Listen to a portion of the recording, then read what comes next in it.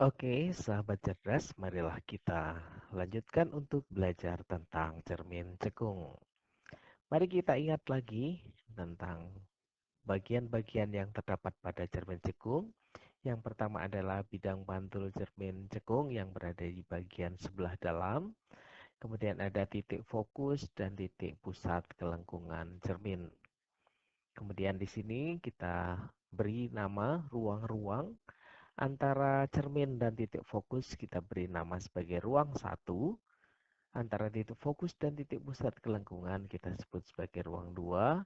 Dan titik pusat kelengkungan sampai jauh tak terhingga kita sebut sebagai ruang 3. Sedangkan ruang 4 ada di belakang cermin. Nah, sekarang mari kita lanjutkan bagaimana apabila sebuah benda diletakkan di depan cermin tersebut. Mari kita simak satu-satu. Yang pertama, jika sebuah benda kita tempatkan di ruang 2, maka sinar sejajar sumbu utama akan menuju ke fokus. Sinar yang melalui fokus akan dipantulkan sejajar sumbu utama.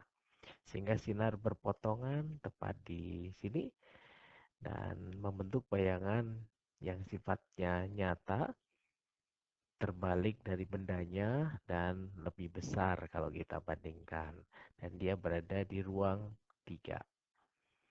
Nah, bagaimana jika benda ditempatkan di ruang berikut?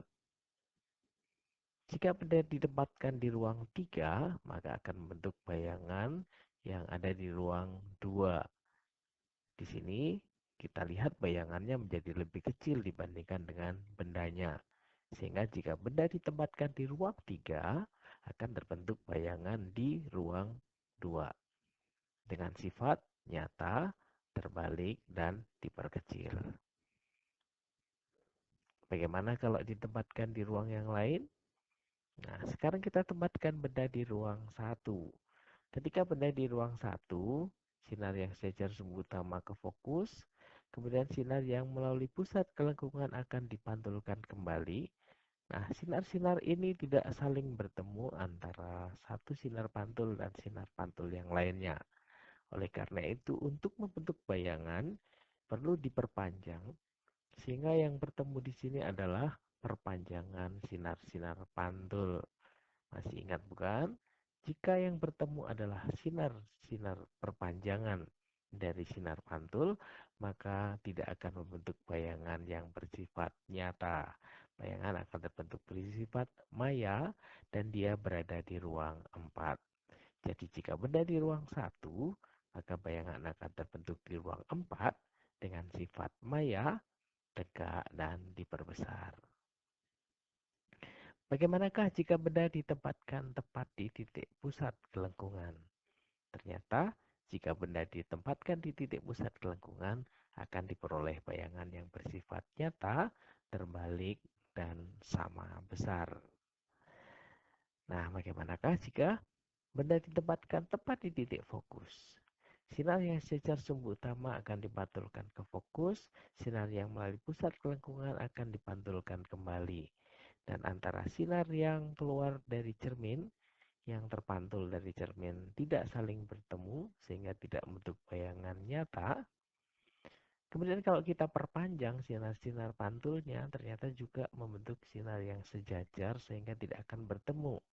Maka di sini jika benda ditempatkan tepat di titik fokus, tidak akan terbentuk bayangan.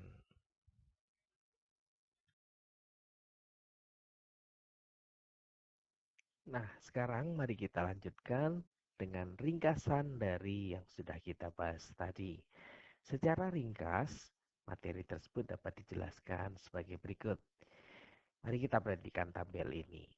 Ini adalah ruang benda diletakkan, di sini adalah ruang bayangan, dan di sini adalah jumlah bilangan dari ruang benda dan bayangan. Mari kita perhatikan jika benda ditempatkan di ruang 1.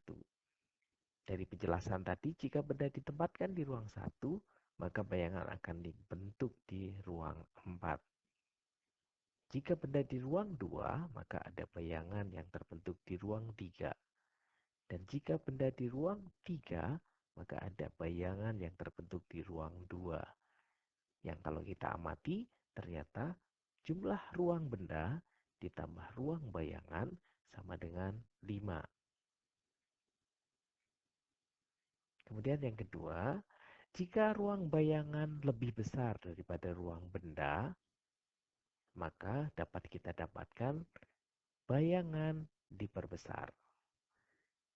Dan jika bayangan di ruang 4 sifatnya selalu maya dan bayangan yang maya selalu tegak.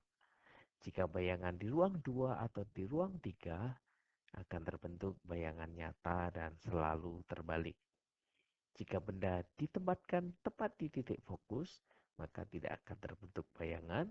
Dan jika benda diletakkan di 2F atau tepat di pusat kelengkungan cermin, akan terbentuk bayangan yang bersifat nyata, terbalik, dan sama besar. Nah, demikian ringkasan untuk kali ini.